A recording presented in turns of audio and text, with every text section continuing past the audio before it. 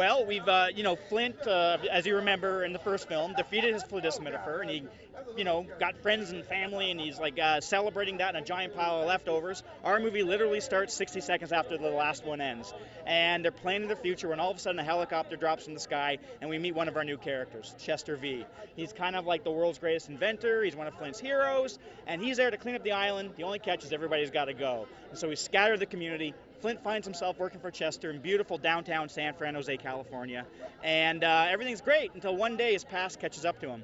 He finds out that there's a giant man-eating cheeseburger running around in Swallow Falls and is threatening to destroy the world. And so he's got to go back, get the gang together, go back through a crazy food jungle, fight all these food animals, and hopefully uncover the mystery of what the flidismatifer's doing. Yeah, so, save the world. Save the world. Again.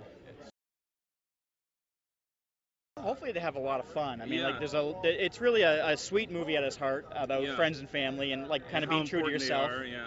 But in there's a lot of jokes and a lot of really funny creatures and just an imaginative some world. Fun songs, Paul McCartney song in there. That's crazy. Yeah.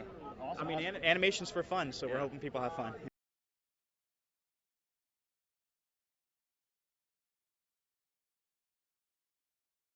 I think it's a really good time. It's so entertaining.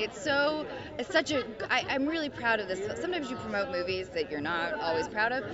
This one I really am proud of. I believe in it. It's so fun and so funny. I think it has really nice messages too. Friendship, loyalty, being smart is cool, and it's touching in that way as well. I'm pretty crazy about the taco dial. But if I could make one up, they didn't include the corn, which is a unicorn made of corn. She makes up the best ones. Thanks, Bill. Corn and guacamole. Anna Faris came up with, and they didn't end up in the movie. Yeah. So I have to let everyone know that she came up with the two best foodimals. Thank you. And they decided not to do them for some reason. Yeah. Sorry. Well, Sam Sparks, originally in the first one, Flint and I and our gang destroyed the flidmatifer, the food-making machine, of course, but turns out we didn't destroy it. This movie picks up about 8 minutes after the first movie ends, and the flidmatifer has been busy during those 8 minutes creating a whole world of food, and the food comes to life in this movie, and it's scary at times.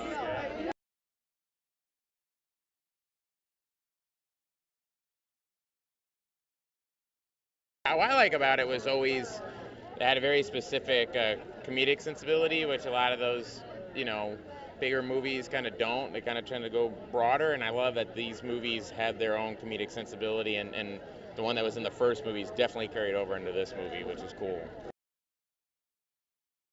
It's awesome. I mean, it's weird because we record separately, so this is the most, that's the first time I've seen Neil since, last time I saw Neil was probably the premiere for the first movie. So I just said hi to Neil, and he's my sidekick in the movie. So we never see each other. He gets to say Steve and Gummy Bear and go home, and they literally throw money at him.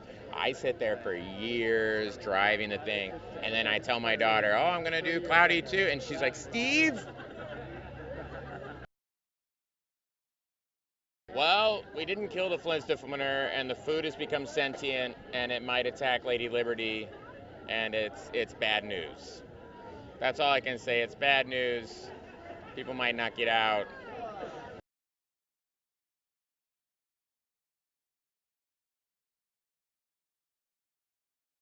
We'll actually have one of the songs for the film that was on my album, and it's now in the movie. So I'm stoked to be here today. Just wanted to come out and see the movie and hear the song in it, because I feel like music is such an important element of movies, adds a cool vibe to it, and the song I thought fit the movie very well, and I was stoked when they asked me to put it in.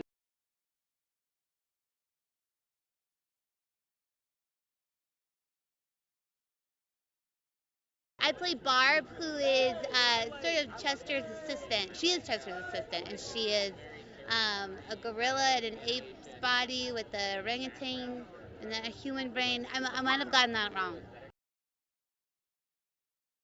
My husband and I like the shrimpanzees because shrimps are an animal, so that character is incorrect, which endears it to me more.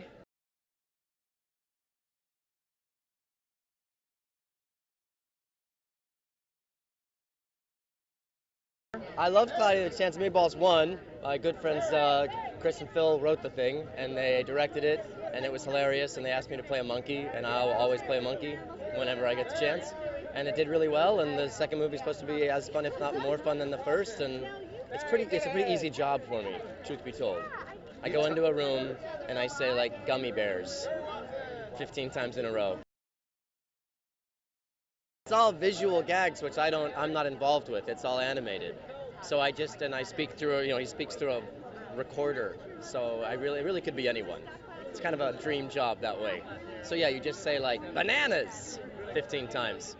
But you love bananas, bananas. But you hate bananas, bananas. It's like your method acting.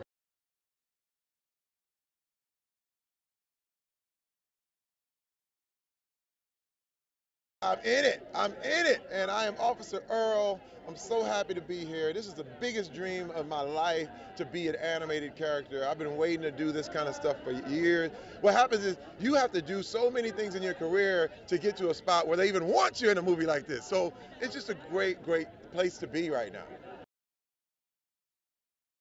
Well, it basically takes place 30 seconds after the first one ends, and all the food that was left over slowly but surely becomes alive. It becomes sentient, and you face all the worst food puns ever. We got tacadals, we got shrimp pansies, we got fruit cockatiels. It takes it to a whole nother level, and then we just got a tomato. So it's kind of like, it's all crazy, but it's more of an adventure movie this time. That's what's so cool about it. People say it is easy, but when I was in the booth, my big thing was I had to take over for Mr. T, who was in the last one. So there was a lot of pressure for me in regards to, because he had such a great performance last time, but Chris and Cody, the directors, told me, hey, just bring Terry Crews. And that's all I did, and I'm just so happy. They seem happy. We'll see if the world is happy in a minute.